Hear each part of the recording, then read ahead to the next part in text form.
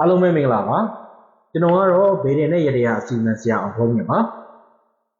ကျွန်တော်ဒီနေ့တင်ဆက်ပေးသွားမယ့်ရေရာလေးကတော့ငွေကြေးနဲ့ပတ်သက်ပြီးတော့မှငွေမမြဲဘူးငွေကြေးနဲ့ပတ်သက်ပြီးတော့မှစိတ်နှောက်ယှက်တွေများနေရတယ်တလဝင်ငွေဝင်တော်လဲပဲလက်ထဲမှာငွေကြေးရမပြနိုင်ဘူးပေါ့ဗျာလုံးသမျှကင်သမျှအရာတွေမှာက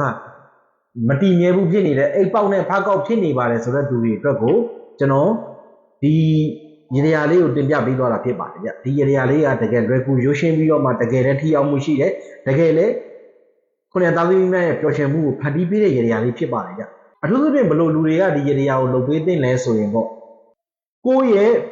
မြန်မာမွေးတက္ကရီကိုတီးပါခုနဲ့စားပါခုနဲ့စားလို့ရလာတဲ့အကျွင်းတစ်ကျွင်းသမား6ကျွင်းသမား2ကျွင်းသမားဒီ၃မျိုးဒီမဖြစ်မနေဒီရေရာကိုလုပ်ပေးသင့်ပါတယ်လုပ်ရမယ့်ရေရာလေးကတော့လွယ်ကူပါတယ်ရိုးရှင်းပါတယ်လုပ်ရမယ့်ရေရာပုံစံမျိုးကတော့ကိုတလရလာတဲ့ဝင်ငွေကိုအရင်ဆုံးဘာတစ်ခုမှမသုံးစွဲမိခင်မှာရလာတဲ့ဝင်ငွေရဲ့2%ကိုဖယ်ထားပေးပါရလာတဲ့ဝင်ငွေရဲ့2%ကိုစုဆောင်းထားပေးပါစုဆောင်းထားတဲ့ငွေကိုတန်ဃာတော်တွေတိလရှင်တွေဘုန်းကြီးကျောင်းတွေမှာလိုအပ်တဲ့အရာတွေကိုတွားပြီးလှူပေးပါကိုဘာတစ်ခုမှမသုံးစွဲရသေးတဲ့အချိန်မှာဖြည့်ရမယ်နော်ငွေဖယ်တာဥပမာကိုဒီနေ့လားစာလေးထွက်လို့အိမ်အတွက်ပစ္စည်းလေးဝယ်ပြီးတော့ပြန်မယ်အဲ့လိုမျိုးမဖြစ်စေနဲ့လားစာထွက်ချင်းရကိုလက်ထဲမှာရချင်းပေါ့နော်ကိုတရက်စာကိုလည်းရတယ်တလားစာလည်းရတယ်နော်တရက်စာတွေကနှုတ်လည်းရတယ်တလားစာတွေကနှုတ်လည်းရတယ်ကိုဘက်ကနေကိုတရားသလောက်ပေါ့ကိုချီဖြူသလောက်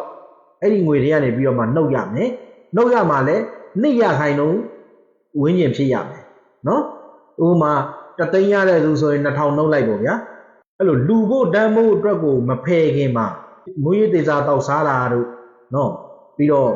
မီးသွေးဝယ်တာတို့မိချစ်ဝယ်တာတို့ပူလောင်စေတဲ့အရာတွေကိုအရင်ဆုံးမဝယ်မိစေနဲ့ဘာတစ်ခုမှမဝယ်ခင်ဘာတစ်ခုမှမသုံးစွဲမိခင်မသုံးစွဲသေးခင်မှာကိုယ့်ရဲ့ဝင်ငွေရဲ့2%ကိုဖယ်ပြီးမှလှူပေးပါစုထားပြီးလှူလဲရတယ်တလတစ်ခါရတဲ့ငွေတွေကလှူသွားလဲရတရက်တစ်ခါရတဲ့ငွေတွေကနေအမြဲလှူသွားလဲရတယ်နော်ဒါကဘလောက်မှပြင်ပန်းတဲ့ရေရာမျိုးမဟုတ်ဘူးဘလောက်မှခဲရင်တဲ့ရေရာမျိုးမဟုတ်ဘူးနော်ဒီရေရာလေးကိုလုပ်ဖို့ဆန္ဒရှိတယ်ဆိုရင်ဆရာရဲ့ဒီcomment ထဲမှာပေါ့နော်ကိုယ့်ရဲ့မွေးတက္ကရီကိုတီးပြီးတော့မှရလာတဲ့အကျွင်းလေးကိုကျွန်တော်ကဗာနေသားပါကျမဗာနေသမီးပါဘလောက်ကျွင်းပါတယ်တစ်ချက် comment ထဲမှာရေးပေးခဲ့လိုက်ပါအားလုံးပဲမင်္ဂလာပါအားရပျော်ရွှင်တဲ့နေ့လေးကိုပိုင်ဆိုင်နိုင်ကြပါစေငွေကြေးနဲ့ပတ်သက်ပြီးတော့အခက်အခဲများစွာကိုကျော်လွှားနိုင်ကြပါစေလို့ဆုတောင်းပေးနေပဲ